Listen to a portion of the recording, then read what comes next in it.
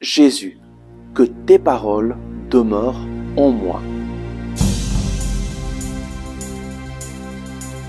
Le Christ est ressuscité. Chers amis, bonjour. Nous lisons aujourd'hui de l'Évangile selon saint Jean au chapitre 15, verset 7. Si vous demeurez en moi et que mes paroles demeurent en vous, demandez ce que vous voudrez et vous l'aurez. Quelle promesse extraordinaire! Demandez ce que vous voulez et vous l'aurez. Jésus est extraordinaire et il veut intervenir dans nos vies. Il veut nous donner bien plus que ce que nous pouvons penser ou imaginer. Mais cela est lié à une condition. La condition, c'est si vous demeurez en moi et que mes paroles demeurent en vous. Alors, demandez ce que vous voudrez et vous l'aurez. Nous avons besoin de demeurer dans la parole de Jésus afin de pouvoir demander ce que nous voulons et le recevoir.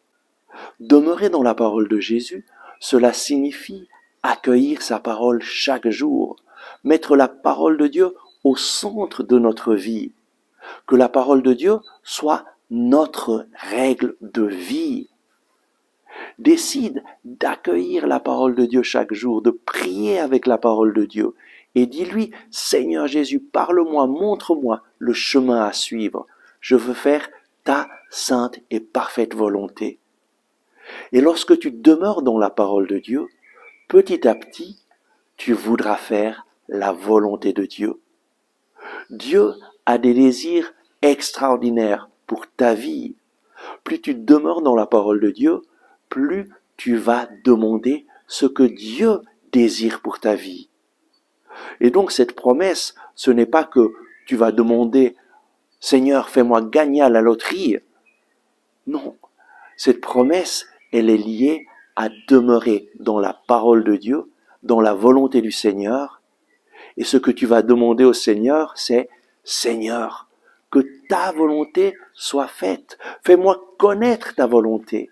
Donne-moi de collaborer afin que tu puisses agir dans ma vie et réaliser l'œuvre que toi tu désires pour ma vie. Seigneur, je veux réaliser les bonnes œuvres que tu as préparées pour moi.